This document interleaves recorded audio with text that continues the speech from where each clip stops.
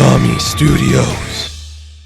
So as a comic book fan, I'm always looking to expand my horizon in terms of new books that I wouldn't normally read and stuff that I'm not sure it would be particularly up my alley. I always like to give new things a go.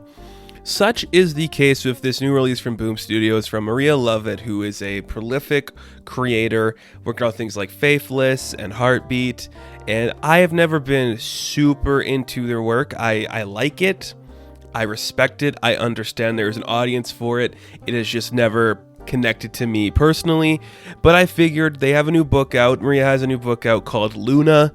And since I'm liking a lot of the new releases from Boom Studios, I figured I would give this one a shot and see what it is. So I will say, it's kind of interesting. Now, there's a lot of ideas being played here. It's definitely stylized to fit a certain aesthetic, and if you don't like that aesthetic, you're probably not going to like this book all too much. But if you can get past that, I think you'll be okay. I would say to anybody who is kind of like coming into this as a new reader into comic books and you don't know a lot of like history about like the certain things in the comic book world, I would compare this book to that scene from Once Upon a Time in Hollywood when they go to the Spawn Ranch. If you like that, you might like this book. Like, that's the best way I could compare it for you. I think you'll like it either way. For me, there's a lot of stuff to like about this. There's some interesting ideas at play. For example, the artwork's fantastic. We'll get into it a little bit here. It's definitely one I think is going to make a lot of people interested. It's definitely one I think are going to make some people go, oh yeah, okay.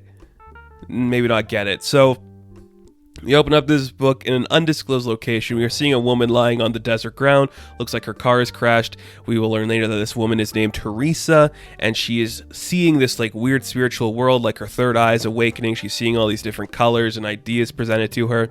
But suddenly she snaps out of this dream and she wakes up in this location she has never been before. There's this woman who's like, oh, you're awake. Come on. Why don't you come see the rest of our little house here? And she's like drawing some of the visions that she saw in her dream, and she wakes up, she's in like this weird, it feels like a cult kind of, just like that old school hippies where it's like, yeah man, peace and love, acid drop, and all this crazy shit going on. And this weird shirtless guy in a vest is like, yo, welcome to the family of the sun.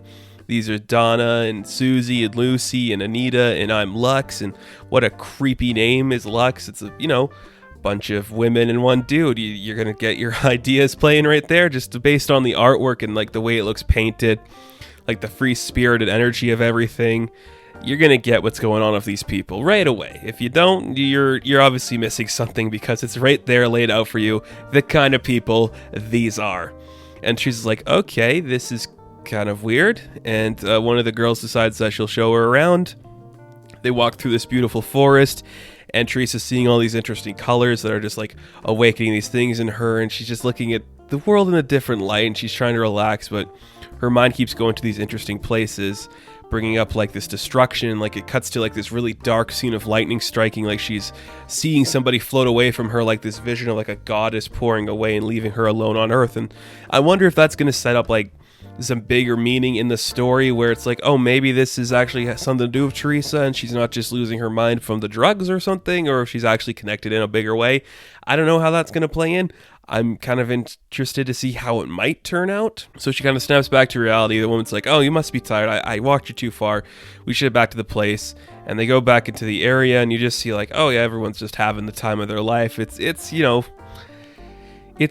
sex orgy cult hippie stuff. They're playing some music, they're smoking their smokes, there's a lot of bright colors, a lot of cool energy going around, the vibe's getting a little mellow, everyone's just enjoying themselves a little too much, and people are just dancing and having a good time. But Teresa's still kind of at like away from it all, like on the outskirts of everything. But her and Lux just have like this weird stare sesh going on, and eventually they just walk away, leading to them just, talking about like fate and everything and why she's here and all that stuff, which eventually just leads to them making out and kissing and then going all the way and, being like the weirdo that Lux is. He's like, I got something special for you. And she's thinking, oh, you got some weed? It's like, oh no, it's not weed. It's way better than weed. It's some crazy, weird venom stuff that I made myself and my blood's in it. And he gives her this weird medicine. Medicine's the wrong word. Just some weird acid probably. And like, she's just seeing a bunch of crazy stuff. Bunch of colors, bunch of flowers, and the highlight of this book to me is definitely the artwork. It's very stylized, very gorgeous. The way like it's drawn too, just like the leaves and the snakes and the flowers and the eyes and everything, it's very much of like your retro flashback, you know.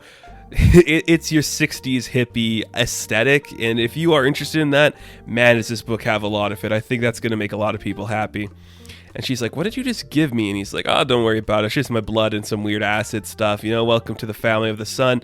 You're going to be here forever. And he starts drinking her blood, and she's having like visions of being like hung up with like her eye patched and like chained and stuff. And it's like, what's that mean? And she's wondering who this guy is and what's really going on here. And there's some just really crazy ideas being presented, like, okay, she's being manipulated by these people. I wonder what that means.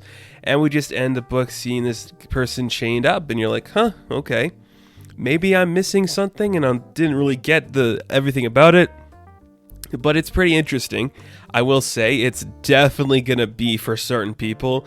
I don't think it's got like a broad appeal of some other stuff, which is fine. I think if you can get niche in a comic book, you should get niche in a comic book. You don't have to settle for anything less than perfect. So good for this book for doing something like that. I applaud it tremendously for having a style. The artwork is gorgeous. You could pick any page from this book and you'll be impressed with something you're seeing. The writing is very cool too. I think there's something really cool about the story and the idea. But if you're not a fan, I should say, of like the hippie flower power stuff, you probably don't want to read this one, because I feel like there's going to be a lot of that. Maybe it's going to lead to some more like satanic and cult-ish stuff, because I get that vibe. But we'll have to wait and see what happens. It's definitely aimed towards adults, so it's not one I would show your kids. But it's kind of fun.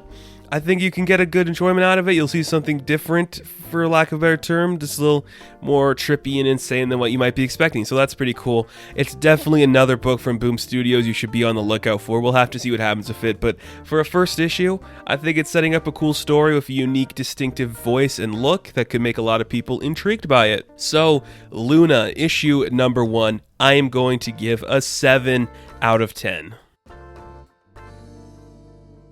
Now, thank you guys so much for watching this review. Be sure to like and subscribe to the channel. As always, you can check me out on Instagram, Patreon, Twitter, all that good stuff, and I'll catch you in the next one. Have fun, stay safe, good luck.